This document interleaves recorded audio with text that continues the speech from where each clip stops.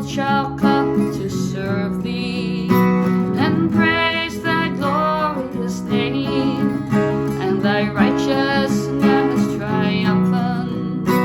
The islands shall acclaim, and nations shall give thee homage, who knew thee not before, and the ends of earth shall praise thee. Thy name they shall, thy name they shall, thy name they shall adore. They shall build for thee their altar, their idols overthrown, and their hands shall clasp in friendship as they turn to thee alone. They shall bow before thy grandeur and know thy kingdom's might. They shall walk in understanding. Who are astray, who are astray, who are astray in night. Vidnu lecha, vidnu lecha, vidnu lecha, kitem locha. They shall exalt in thy greatness, and of thy power speak, and extol thee, shrine uplifted beyond man's highest peak, and with reverential homage of love and wonder born, with the ruler's crown of beauty. Thy head they shall, thy head they shall, thy head they shall adore. Vidnu lecha, vidnu lecha, vidnu lecha, kitem locha. With the coming of thy kingdom, the hills shall break into song, and the islands laugh exultant, that they to God belong. Their congregation so loud, thy praise shall sing, that far away people's hearing shall come and hail, shall come and hail, shall come and hail thee, King.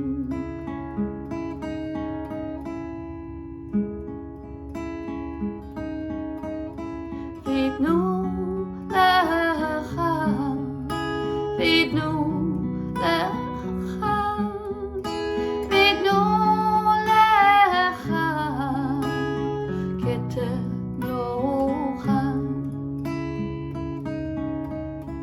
Vidnu lecha, vidnu lecha, vidnu lecha, kitem locha.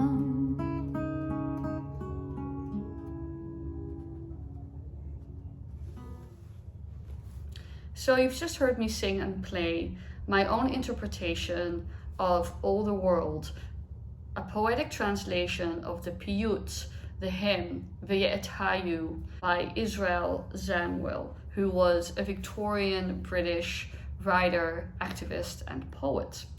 And this particular rendition of the Piyyut, this poetic translation of it, was published in the early 20th century in 1909 in the British machzor of the British Orthodox movement, and it is republished in the conservative machzor that we use for the high holidays these days, called machzor Lev Shalem. And you can find another version of it in the Reform machzor Mishkan HaNefesh as well. So if you want to study this piyyut and its poetic translation in more detail, you can find it in this book, in this machzor, actually on page 150 in both the Hebrew, English translation, Zangwill's poetic translation, and transliteration.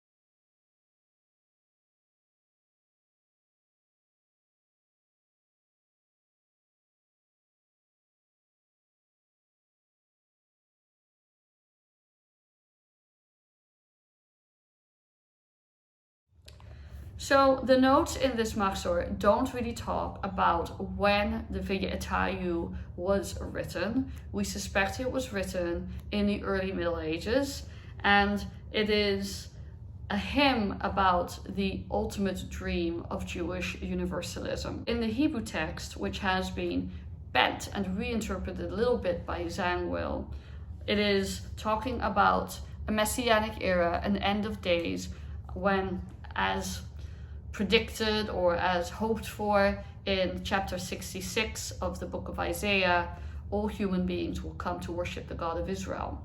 Now, there is a lot to be said about this text, and there is a lot to be said about how it makes us feel, how we balance particularism and universalism in the Jewish tradition, and I have a lot of thoughts on that.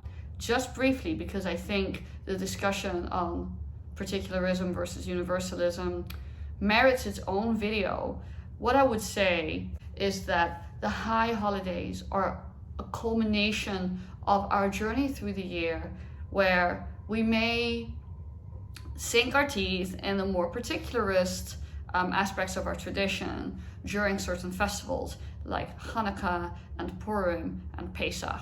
These are all about Jewish self-preservation, Jewish survival, facing off against genocidal tyrants who wish to undo the Jewish people, and how we build resilience and resistance to that and preserve our own unique covenant, culture, and identity. As you move closer to the high holidays, and I actually think Shavuot is the perfect fulcrum, the perfect balance of these things, you come closer to the high holidays where it is no longer particularism that is dominant, but actually universalism.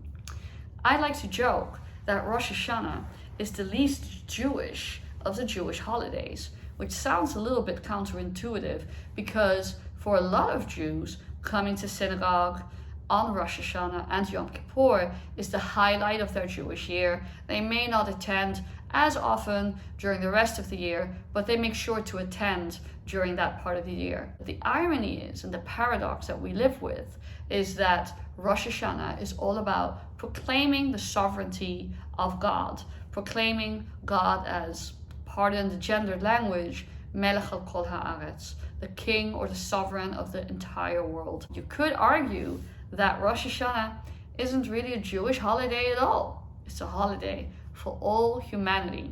But be what may, of course, we culturally and traditionally experience it as a very Jewish time of year.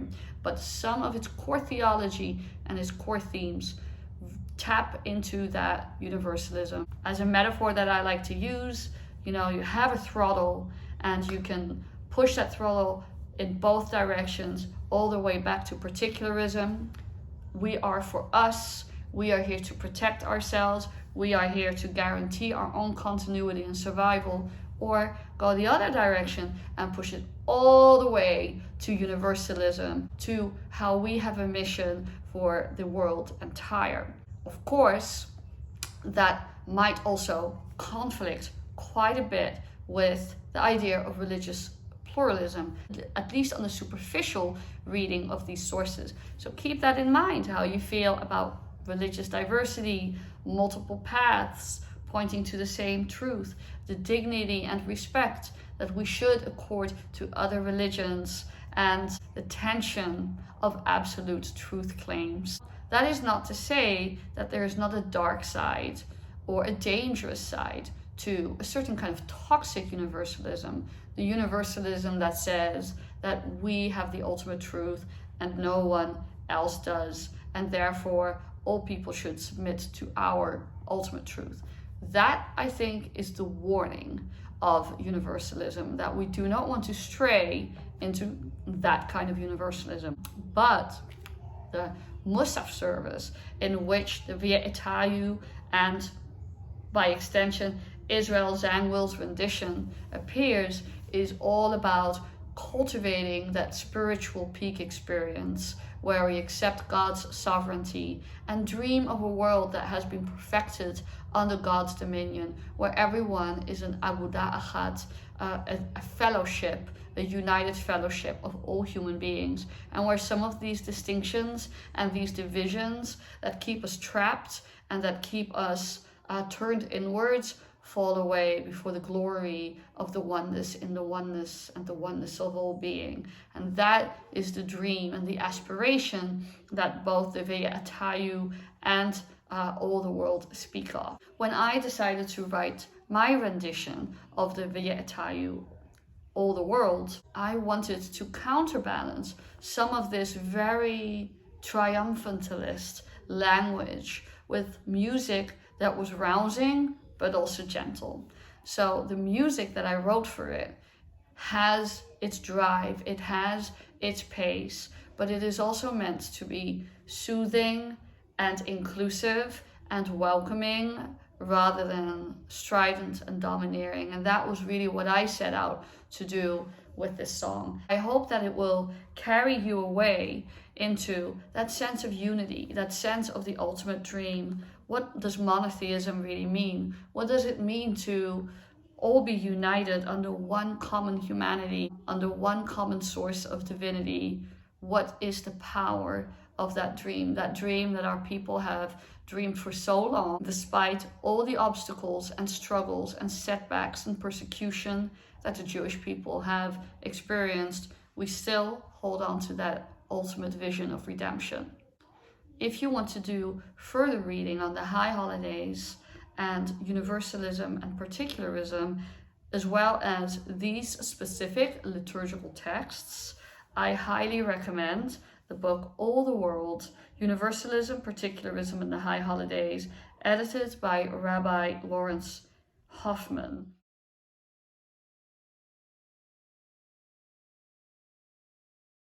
Which is part of the My People's Prayer Book series, a really fantastic series.